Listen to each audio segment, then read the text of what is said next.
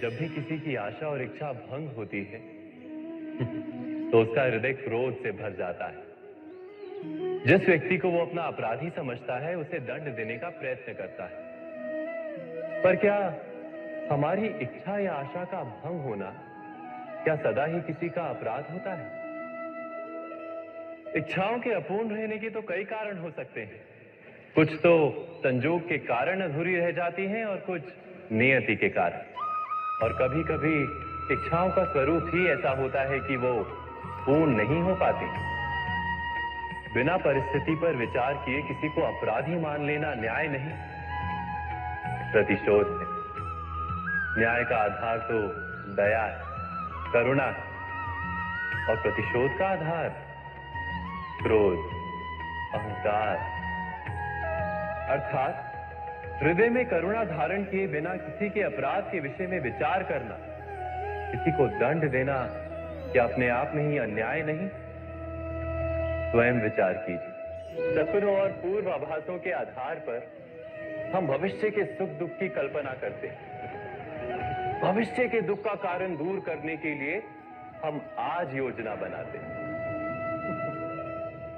किंतु कल के संकट को आज निर्मूल करने से हमें लाभ मिलता है या हानि पहुंचती है? ये प्रश्न हम कभी नहीं करते। सत्य तो ये है कि संकट और उसका निवारण साथ जन से, व्यक्ति के लिए भी और सृष्टि के लिए भी। नहीं, आप अपने भूतकाल का स्मरण कीजिए, इतिहास को देखिए। आप तुरंत ही ये जान पाएंगे कि जब जब संकट आता है तब तब उसका निवारण करने वाली शक्ति भी जन्म लेती है। यही तो जगत का चलन है। वस्तुतः संकट ही शक्ति के जन्म का कारण है। प्रत्येक व्यक्ति जब संकट से निकलता है तो एक पद आगे बढ़ा होता है, अधिक चमकता है, आत्मविश्वास से अधिक भरा होता है, न केवल अपने लिए अपितु विश्व के लिए भी। क्या ये सत्य नहीं? वास्तव में संकट का जन्म है एक अवसर का जन्म, अपने आप को बदलने का, अपने विचारों को ऊंचाई पर करने का अवसर, अपनी आत्मा को बलवान और ज्ञान मंडित बनाने का अवसर। जो ये कर पाता है उसे कोई संकट नहीं होता, किंतु जो ये नहीं कर पाता वो तो स्वयं एक संकट है विश्व के लिए। विचार कीजिए।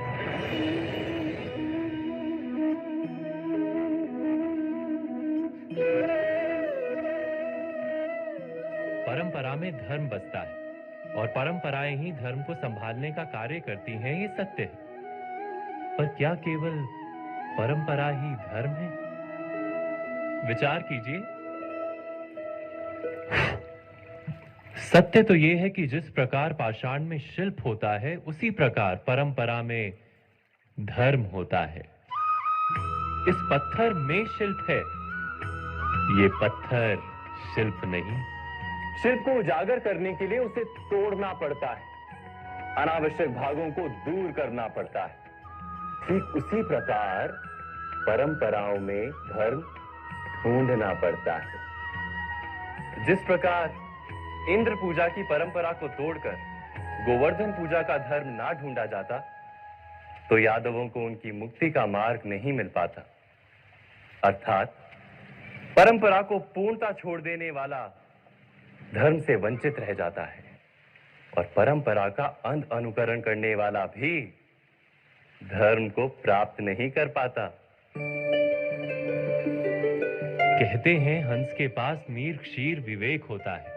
दूध में मिले पानी को छोड़कर केवल दूध ही ग्रहण करता है। तो क्या सच्चा धर्म प्राप्त करने के लिए हृदय में ज्ञान से जन्मा विवेक आवश्यक है? और ऐसे विवेक के बिना जिसे धर्म मान भी लिया जाए, जो वास्तव में धर्म ना भी हो, ऐसा भी तो हो सकता है। स्वयं विचार कीजिएगा। भविष्य के आधार पर सब आज का निर्णय लेना चाहते हैं। भविष्य में सुख मिले, भविष्य सुरक्षित हो ऐसे निर्णय आज लेने का प्रयत्न रहता है सबका। आप अपने जीवन को देखिए, क्या आपके अधिकतर निर्णय के पीछे भविष्य का विचार नहीं होता? और हो भी क्यों ना, अपने जीवन को सरल और सुखमय बनाने का प्रयत्न करने का अधिकार सबका है। पर भविष्य तो कोई नहीं जानता, केवल कल्पना ही की जा सकती है। तो जीवन के सारे महत्वपूर्ण निर्णय कल्पनाओं के आधार पर ही करते हैं हम। क्या निर्णय करने का कोई तीसरा मार्ग हो सकता है? विचार कीजिए। सारे सुखों का आधार धर्म है, और वो धर्म मनुष्य के हृदय में बसता है। तो प्रत्येक निर्णय से पूर्व स्वयं अपने हृदय से ये प्रश्न अवश्य पूछ लेना कि ये निर्णय स्वार्थ से जन्मा है या धर्म से। क्या इतना पर्याप्त नहीं? भविष्य के बदले धर्म का विचार करने से क्या भविष्य अधिक सुखपूर्ण नहीं होगा? स्वयं विचार कीजिए।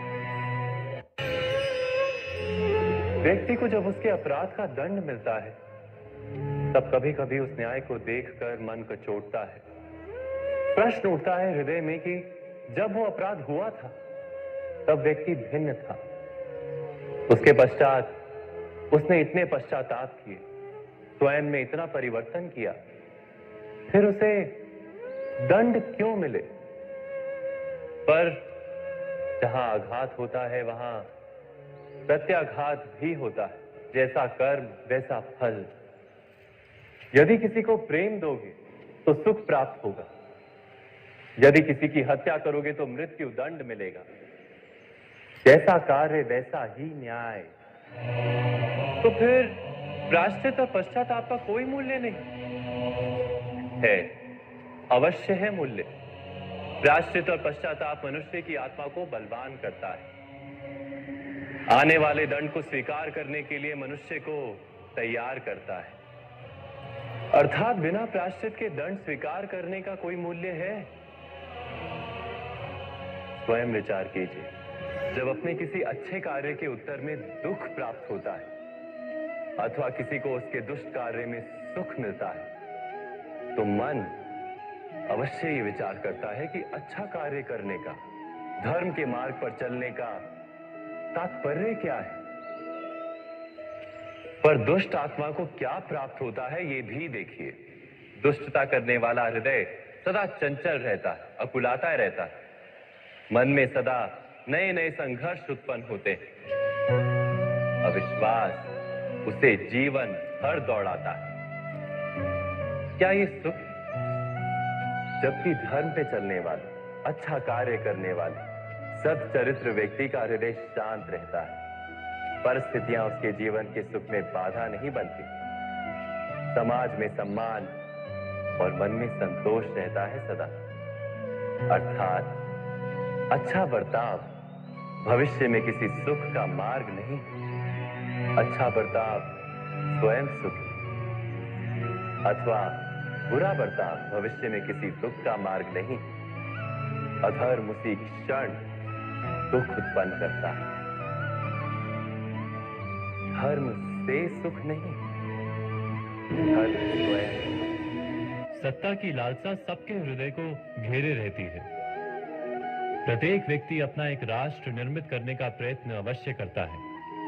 फिर वो राष्ट्र कुरु राष्ट्र की भांति बहुत बड़ा हो या फिर अपने परिवार तक सीमित हो, वो सत्ता प्राप्त करने का प्रयास अवश्य करता है। किंतु सत्ता का वास्तविक रूप क्या है? क्या हमने कभी विचार किया है?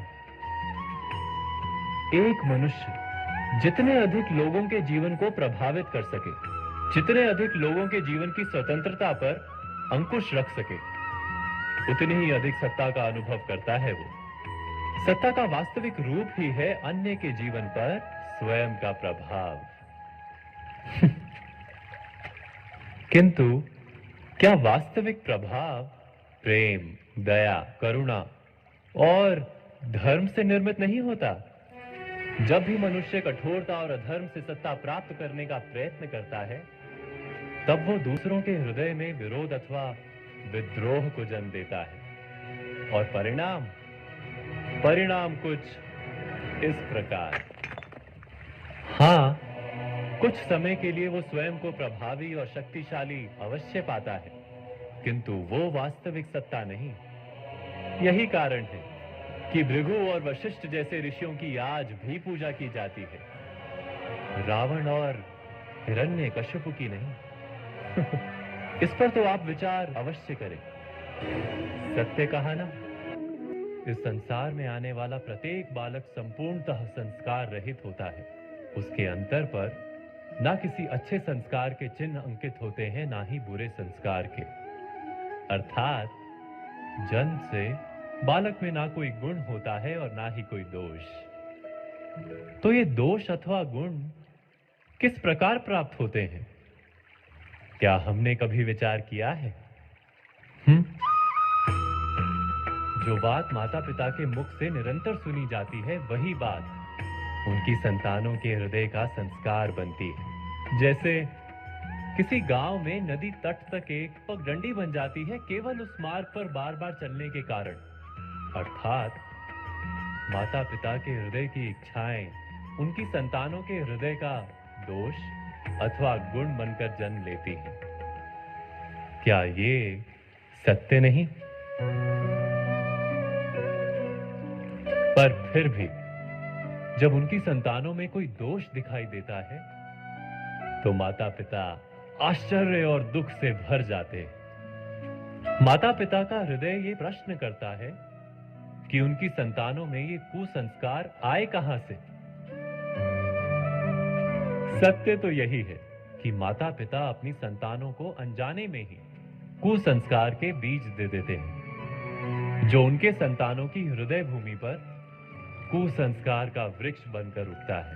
अर्थात अपनी संतानों को सुसंस्कारी और धर्ममय बनाने की आशा रखने वाले प्रत्येक माता पिता को प्रथम अपने हृदय की इच्छाओं पर अंकुश रखना क्या अनिवार्य नहीं?